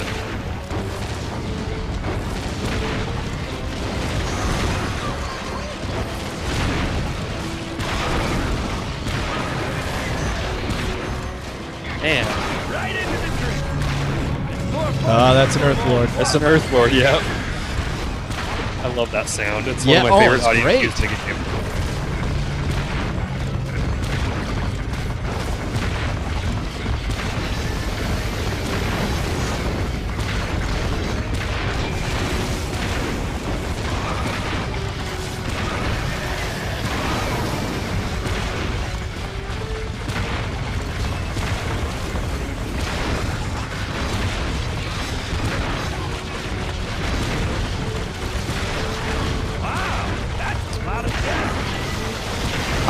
Okay, so here we go. We got how do you keep level design fresh within the tower defense genre? Which I wonder. I would imagine if there's an expansion or an Orcs Must Die 3, that we probably would be able to see some different locations. I mean, yeah, we've added. Actually, these fortresses, if you are paying attention, these fortresses are all new art. It's all new fortresses, and then we've also got the Dwarven Mines levels. So we've already done some to keep just the visual side of it. Oh man, that was not a good idea. A little more fresh, and then a lot of it honestly comes in from the traps. So you do have your layouts and you have things like that, but with the way we've got the spell book set up and all the traps and the way they work, it really creates a different routine for basically every single person who plays. Another question, and I did not see this, but Zach is pointing out that you guys did an incredible YouTube promotion for Orcs Must Die 1. What did you guys do for that? Yeah, that was my little project. We did I did an interactive trailer. Oh my gosh, no, I where- did say, I showed it, I featured it on there. You were able to decide what kind of Yeah. traps you wanted to engage on. We basically, we kept the trap setup simple. Then every time a wave was over, you got to pick which traps you wanted to go with next, and it would branch the video. And the trailer it started in one video, and it had 32 possible endings. Yeah, as a matter of fact, I remember I couldn't get it to play windowed on the live stream, so instead somebody from the chat room had thrown me that link, and so we went through and did the whole experience. Cool. Thank you. And of course, I mean that's exactly what the purpose of that campaign was, I'm sure. Trying to just get some attention and do something cool and exciting. And I mean, that was one of the biggest things about the game is so much choice and so much player choice matters. Like what traps you go with and where you put them is a big part of success in the game. And that's why that trailer came about. It was like, how can we communicate that in a trailer clearly and it's not just a brawler, you know? Yeah. So have you you guys came out before Monday Night Combat, right? No, they were before us. They were before? Yeah. You guys like have softball matches between you? No, we've got friends at that studio. We all, every time that we're at PAX, we all meet up with those guys and stuff. But yeah, we're friends with them. What was the? Oh yeah, nice job. Way to go, Justin. What was there a precursor? If there was a spiritual forefather to Orcs Must Die, what game would that be that influenced you guys the most? Ironically, there wasn't one. We were looking at making new games. We had a couple of prototypes in-house, and some of them were just too big for what we wanted to do. So we were like, okay, what can we do? And we built a few smaller prototypes based on the kinds of games we liked and were playing. And that we were playing a lot of Horde modes, Spec Ops type of things, experiences. And then, ironically, it was a game that literally none of us had ever played. But Tecmo's Deception from way back in the day, we had a ton of people, as soon as we announced, they were like, oh my gosh, this looks like a spiritual successor to Deception. And I would love to like willingly take credit for it, but it wasn't planned. But you talk to any fans and it's very much a spiritual successor to that game, which is strange. It's like unintentional. Yeah. So I also think it's fascinating that just in the last 3 or 4 years, tower defense as a genre has really taken off. Obviously, all the way from Plants vs Zombies on the iPad. Yeah. The other thing is what really unique stories you're able to tell. For example, I thought that the folks who did Defense Grid: The Awakening were able to tell a really interesting, different kind of story from something like Orcs Must Die. Yeah, I mean, it's as a genre, it's just kind of finding all these interesting new ways of interpreting it and experiencing it, like this kind of stuff down in third person. And this stuff wasn't. I don't think anybody really thought of this even a few years ago. God, these grenadiers back here are just. Which ones? The dwarves or the one? No, there's hunter attacking us? grenadiers Yeah. running around back here, and they're being a total pain. So I would imagine that that you guys have to have discussions on, among other things, you have to decide what type of being is it culturally okay to endorse the wholesale slaughter of. And we get a lot of people who are, I can't believe you would endorse it, but it's joking, but it's oh my god, sorry, I'm like totally losing back here. It's all right. This hunter grenadier is just kicking my butt. Oh, bigger troll, that's not good. Ah, he got in.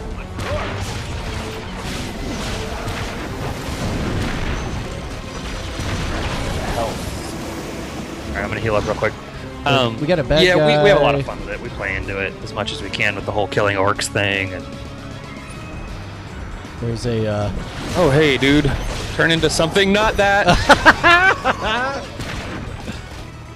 Who's alive? We got like a alive back phantom there. dead guy over here.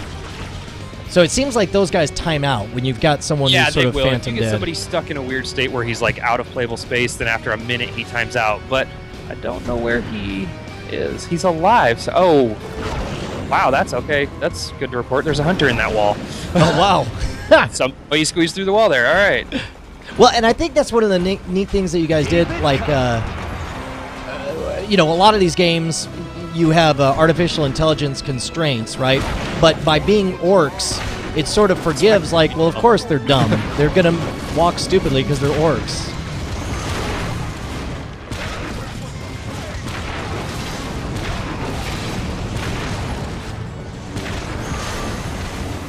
Right into the drink.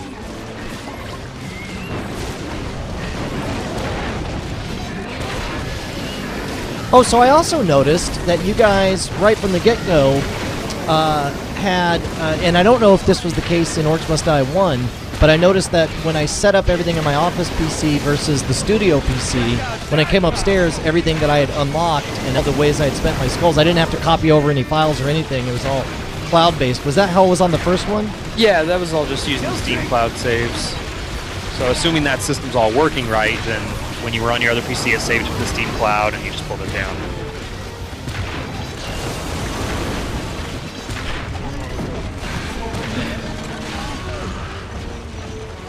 Somebody in the chat says Orcs Must Die 2 reminds me of Army of Darkness and Dragon's Lair combined. And I would imagine you guys would those be... were two of our big inspirations. I was about to say you guys would have to be okay with that. Absolutely, yeah. Dragon's Lair was a big influence on it. And you know what's funny is I didn't see the Dragon's Lair until just now when I read that. Now I can't not see it.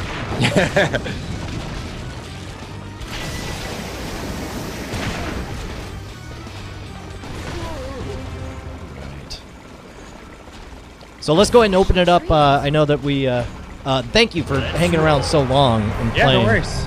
But we'll open it up for more questions for you guys. Man, those sappers are such a mixed bag. It's like, if you time it just right, it's awesome that they essentially are working for you. Yeah. But man, when they are not and the timing is off, it sucks. I live for mass orc killing. I love that the swinging mace is knocking guys across the actual river onto our side. It was funny because I was confused by that. I was like, how is he getting there? In fact, I'll add another swinging Oh branch. yeah, wow, those sappers took out a lot of the barricades on the other side. They didn't take it out completely, but they heard it. Oh, okay. They're about to take it out though. Do I need to get over there? I kind of lost count. Okay. Step right this way, Mr. Orc. Alright, you got it filled? Yeah, I gotta earn some cash Oh here. my gosh, this is ugly. I think I can handle this side if you can. Alright, yeah, I got this. But Mr. Moneybags, I'm gonna need some help on. Alright, let me see if I can... No, Man, there's just a ton of elementals over here. it's all right. I will do my best. There we go. Come on. Die, die, die, die, die, die, die, die, die, die. All right, Mr. Moneybags is coming through. Moneybags, Moneybags, can you freeze him? Well, we No! don't lose rift points at least, but we don't get money. Boo. Mr. Nothing Bags. Mr. Good for Nothing Bag. Mr. Bags under your eyes. All right. I will place this. Man, it always kills me losing barricades or stuff. I hate I know. consumables because like now that's $900 I'm not going to get back. Yeah. Whereas at least the other traps will, you know, and even the guardians will respawn. Oh, here we go. What are some of your favorite achievements in the game? Because I noticed I've unlocked a few of them. Yeah, in fact, you should have unlocked 6 degrees tonight. 6 degrees is a viral achievement we've got. We might have to beat a level before you get it. Yeah, Queen of the Orcs. I don't know if it's play or beat, but 6 degrees is a viral achievement. It's starting tonight, the stream I was on before this, and you are going to be the first guys to get it. You beat a level with someone who has the achievement, and you earn it that way. Awesome. So now anybody that plays with you and beats a level with you once you've unlocked it here will be able to get it as well.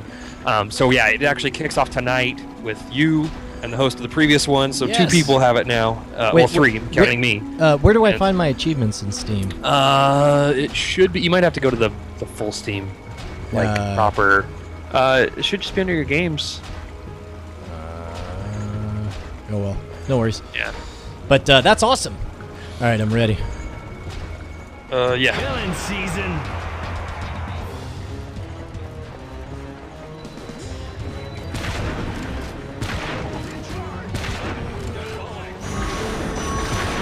Oh, here they are.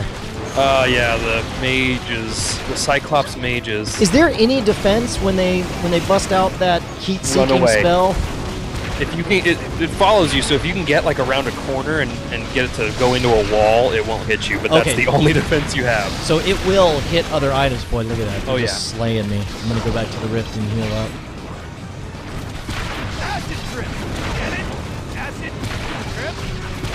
Oh, wow. Zach is pointing out that we never got around to even talking about the price or the release date or the demo or anything. It releases Monday, the 30th. And it's $14.99. If you pre-order it, it's 10% off. Now, is that a case where I am astonished that a game of this quality is able to be released and I assume be profitable at such a low price? Is that a case of you guys just being such a small team that you're able to be more svelte? It's died. Yeah, I mean, we made the game in a year. It's not a 3-year huge game. We wanted explicitly to make a game that was $15 range and hit that lower market. And that's why we gave ourselves, we said, okay, 1 year. What can we build in that time frame that'll make it worthwhile to sell a game at that much? And then, just honestly, it's a lot of polish and a lot of iteration time put into it to try to get it to, we're a AAA developer. As Ensemble, we used to build huge games, and we wanted to make sure that whatever we built had that AAA quality still, regardless of the size of the game. And so we just tried to really focus on that. And we were smart about how we did things. Like the first game is single player specifically for that reason. We were honest really early on about, okay, we want a certain quality level. What can we do? Well, let's cut multiplayer because we can't do everything and keep the quality high. So we instead focused on making a good single-player experience, and I think we accomplished that, and then now we're able to build on top of that and I think make a really good co-op experience. It strikes me as a very almost Apple-like attitude to, do exactly what you could do extremely well. Ah, crap. Oh, we're about to get hosed over here.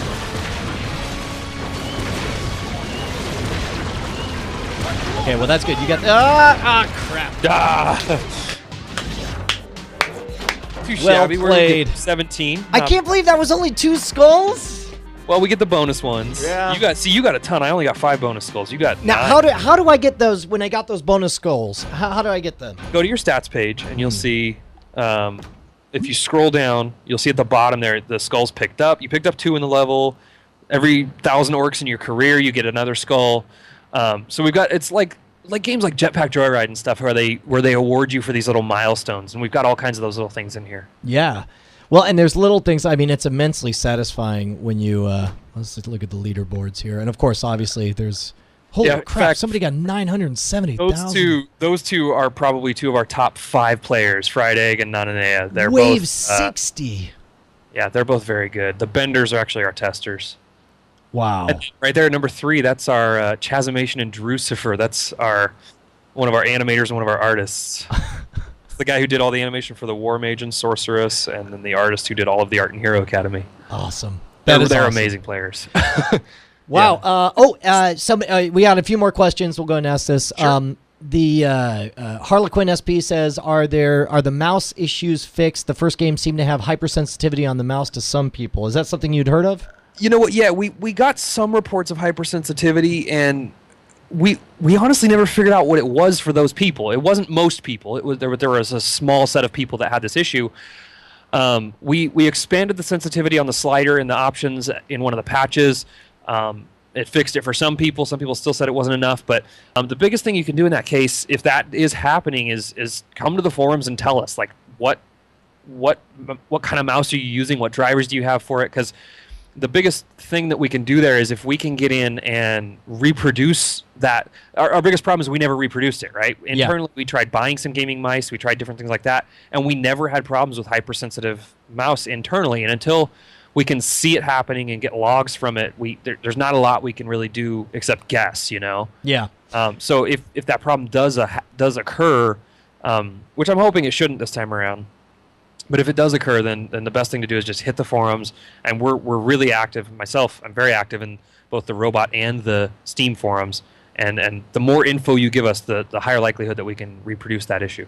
Awesome. And the co-op is they're asking if it's drop in or drop out. I'm assuming not. It looks like you had to set it up. It's not, because it's not really built that way. You know, it's not like where you go through a big story campaign and in the middle of a level you want to jump in. And and then there's also, we do so much adjusting of the difficulty between playing co-op or single player. Sure.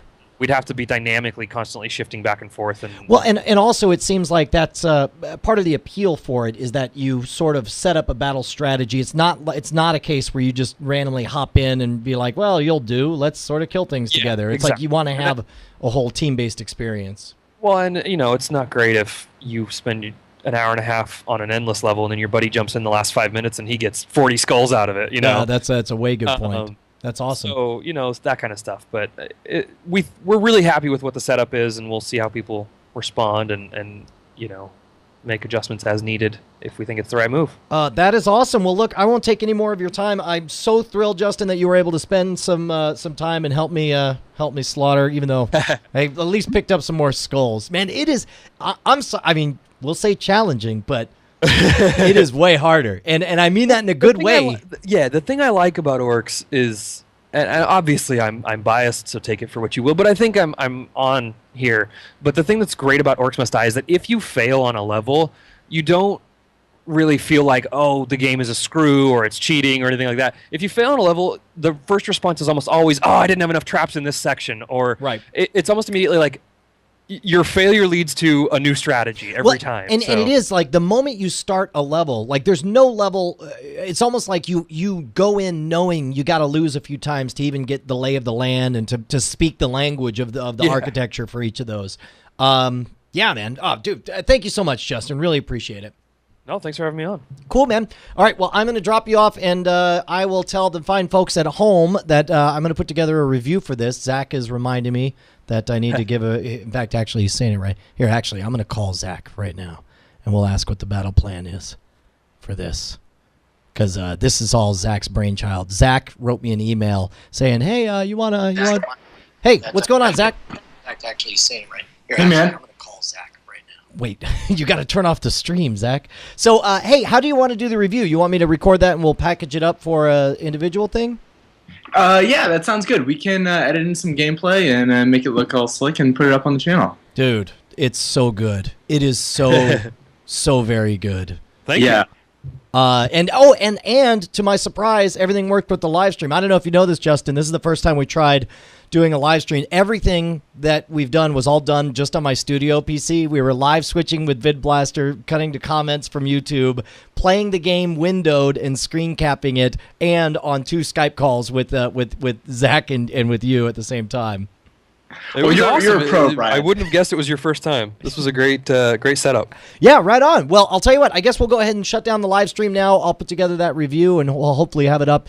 Spoiler alert, I'm going to love it. But thank you guys again. Thanks to everyone for joining us. And I guess we're going to go ahead and shut down the stream. Anything else I need to know or say or do, Zach? Where can they watch more of you, Brian? Oh, dude. Oh, okay, I'll come back. Scam School right here on Revision 3. Go to youtube.com/scamschool or just go to scamschool.tv. You'll see me with much more punk rock hair, eating fire and sticking nails in my eyes. And I guess that is it for this. Let me go ahead and wait. I got to find. There we go. We'll kick that on there. All right, bye, guys. Hope you enjoyed Orcs Must Die 2. Buy it on the 30th. Buy Orcs Must Die 1 right now.